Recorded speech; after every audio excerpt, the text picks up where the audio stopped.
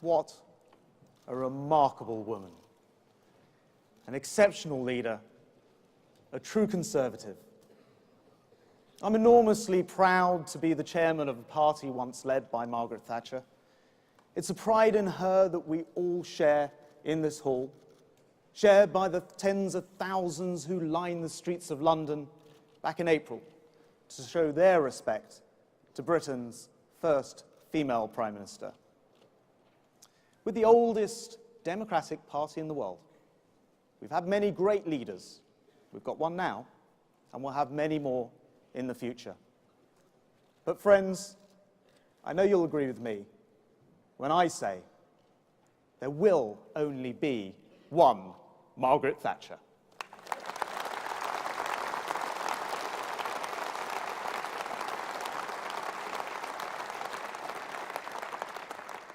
As we came into government 3 years ago, there were a lot of challenges that did look rather familiar to Margaret Thatcher and the ones that she faced. A Labour government that had run out of spending other people's money, an economy strangled by red tape, and, as with every single Labour government in history, an unemployment rate higher when they were booted out than when they came in. Same old Labour. If Maggie were here today, you know what? You know what I think she would have been proud of? The 1.4 million private sector jobs created under this government. A tax cut. A tax cut for 25 million ordinary, hard-working people. And 2.7 million of the lowest paid removed from income tax entirely, and that's something we should be proud of.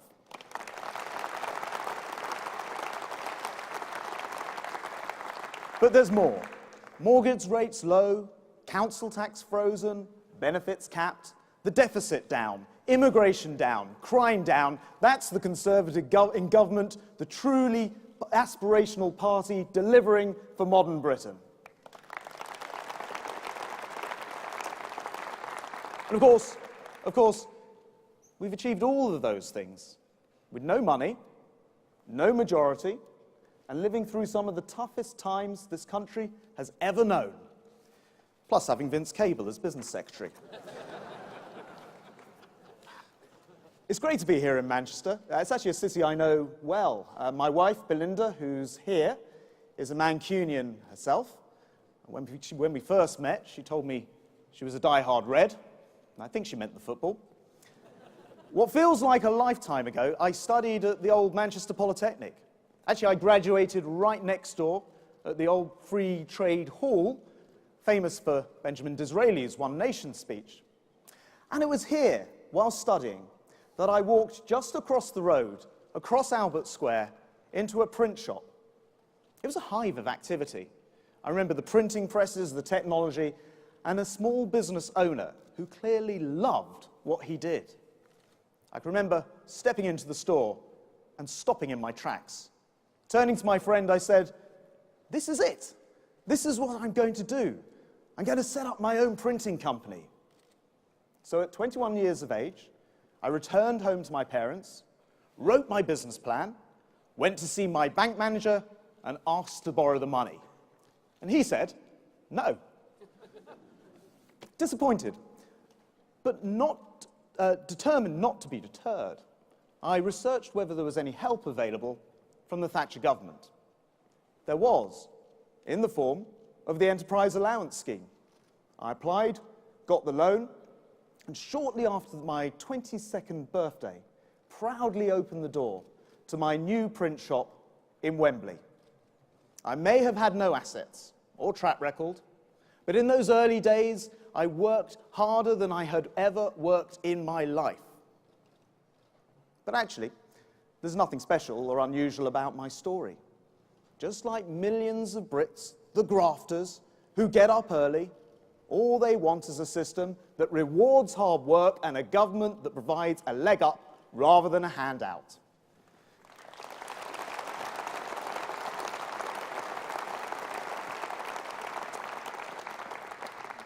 Business was tough, particularly because we opened the doors at the start of a recession. I'll never forget lying awake at night and worrying about paying the bills, or going to the cinema with friends, only to find that I've missed half of the film because I've been sitting there worrying about the cash flow and that constant pressure to bring in enough print work to pay the wages at the end of the month. But we survived, and as we grew, we took on more employees. Margaret Thatcher inspired me and millions of others to set up shop. She never forgot that hard-working people of this country are the people who make it work. Her government rewarded aspiration, allowed people to work hard, set up on their own, to do overtime, to become mobile, to strive for better lives, to own their own homes, to buy shares and to pass their hard-earned savings on to the next generation. When John Prescott says, "We're all middle class, right, now," there's a reason for that, John. Margaret Thatcher.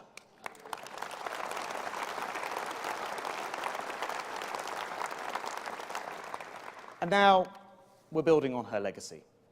Get this, last year there were more new businesses registered at Companies House than at any time in our nation's history. You know what? As Conservatives, that's something that we should all be proud of. But none of this is a given. Last time Labour were in power, they failed to fix the roof whilst the sun was shining. Next time, their plan could actually turn out the lights. We've been busy making Britain an attractive place to set up shop. Yet last week in Brighton, Labour came up with the insane policy to put up corporation tax. Companies have a choice where they create jobs. If Labour have their way, then companies will just go somewhere else, damaging that small business chain in the process. I'll tell you how to help small businesses. Keep interest rates low, exempt 330,000 of the smallest from paying any business rates at all, and let every firm in Britain employ someone and keep the first £2,000 of national insurance. All real things we're doing today to help businesses.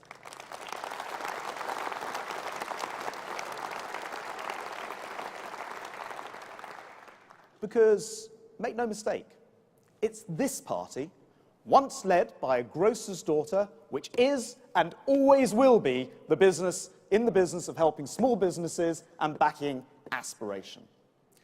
And you know what? When we stood for election, we said that it was going to be tough. We asked for support without sugarcoating the future. We said that if we cut back on the over-bloated state to help reduce the record deficit, then the private sector would pick up the slack. Labour told you it wouldn't work. It couldn't work.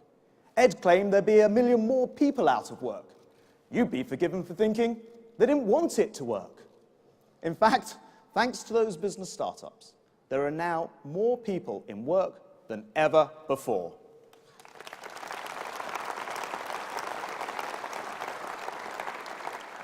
But you know, government didn't do that. People did. Our job is to create the right conditions, because we understand that no government in history has ever taxed and spent its way to prosperity. So we focused on tearing up red tape, untangling businesses from bureaucracy, and backing the creativity of our citizens. Some people said that would be enough to be getting on with.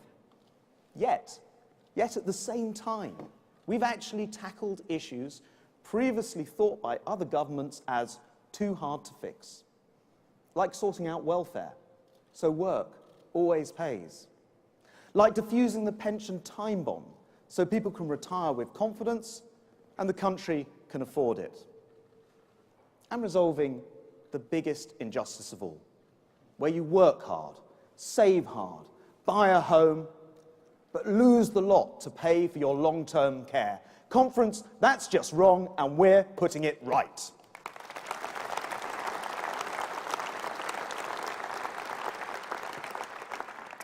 These are the big issues we're not afraid to tackle and fix, even while dealing with Labour's financial legacy that we saw affect so many countries around the world, those debt-ridden countries we saw night after night on our TV screens. Yet as this country was headed towards the brink of bankruptcy. We now know that Labour were expending their energy fighting each other like ferrets in a sack. Ordinary, decent, hard-working Britons queued desperately outside collapsing banks, concerned to rescue their life savings, whilst Labour's inner circle were busy pursuing their own agendas, tearing themselves limb from limb. Shameful.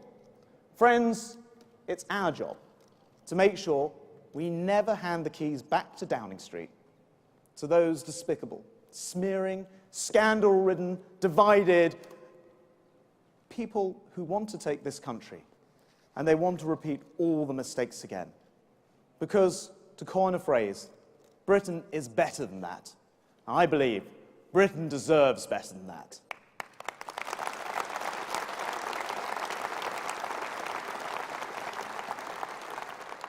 British people deserve better than that. People like a man I met in Cornwall earlier this year. He's a postie. He gets up at the crack of dawn. He's a great guy, a hard worker, proud of his family that he supports, proud of his hometown, proud of his council house. His name's Scott Mann. He's a Conservative. In fact, Scott's standing to be the next MP for North Cornwall. He's here today. Will you welcome him, Scott Mann?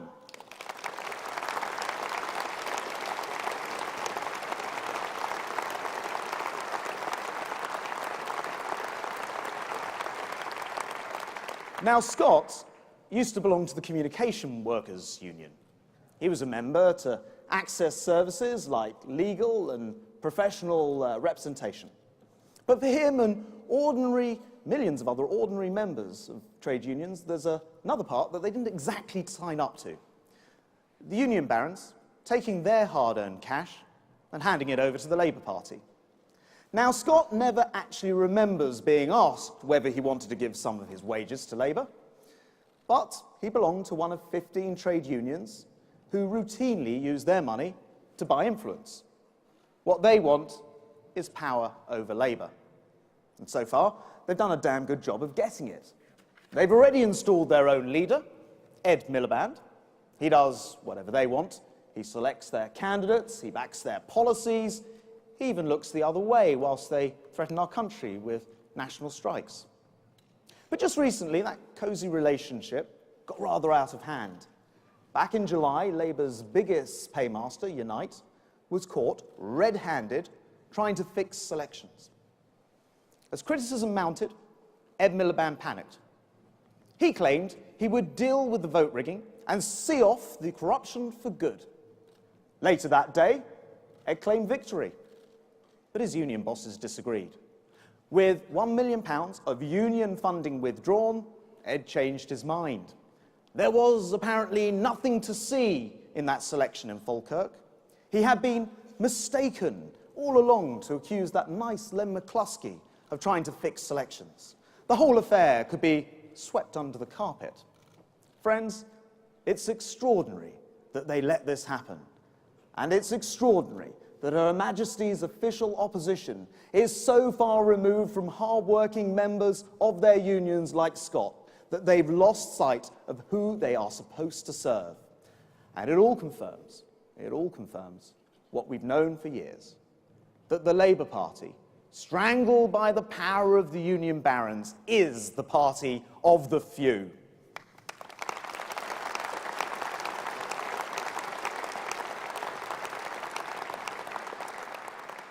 Don't you think it's time to give unions back to their members?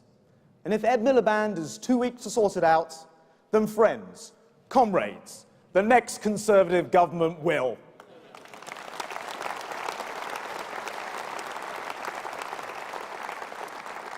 And here's another thing. If Ed Miliband is too weak to stand up to those union barons, too weak to turn down their money, too weak to stop the scandals that engulf his party, then he's too weak to stand up for ordinary, hard-working people of this country.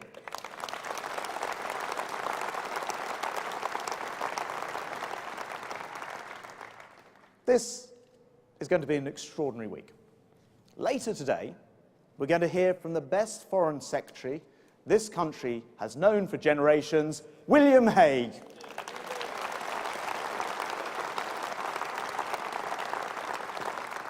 Tomorrow, you're going to hear from a man who's turning this economy around. It takes guts to do what he's done, but he's stuck to the plan. We've turned a corner, and he was right all along, our Chancellor, George Osborne.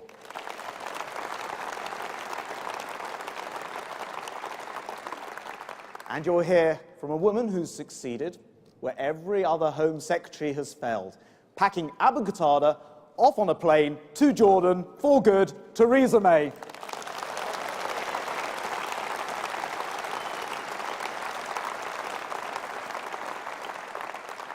Then on Tuesday, you'll hear from the people fixing education, making work pay, and intoxicating London. Michael Gove, Ian Duncan-Smith, and Boris Johnson.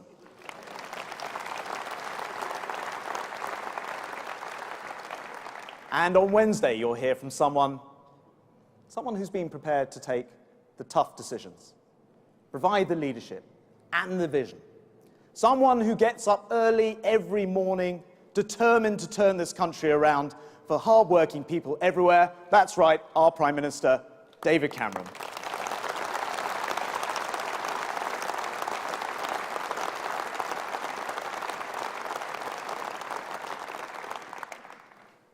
When this conference ends, there'll be just 19 months to go to the next general election. And it will fall to all of us to help win it for Britain. And that means getting out there, explaining our achievements and detailing our plans. You know, commentators suggest that, given the right leadership, Britain could be the strongest economy in Europe. Don't we owe it to the next generation to make that future their reality? Margaret Thatcher was once asked, what was her greatest achievement? She said, maybe surprisingly, Tony Blair and New Labour. We forced our opponents to change. But just last week, Ed Miliband was asked by a man in the street if he was going to bring back socialism. He said, that is what we are doing, sir. That is what we are doing. Socialism. So all those things we've worked for, all that Margaret achieved is now at risk at the next election. The country needs you. So if you're not already volunteering, get online, join the party, sign up to Team 2015 and help us deliver the message where it really matters out there in the country. Because we have the Prime Minister, we have the team, and we have a plan to work hard and make sure that Britain's best days lie ahead. Now it's our responsibility to get out there and deliver for the hard-working people of Britain. Thank you.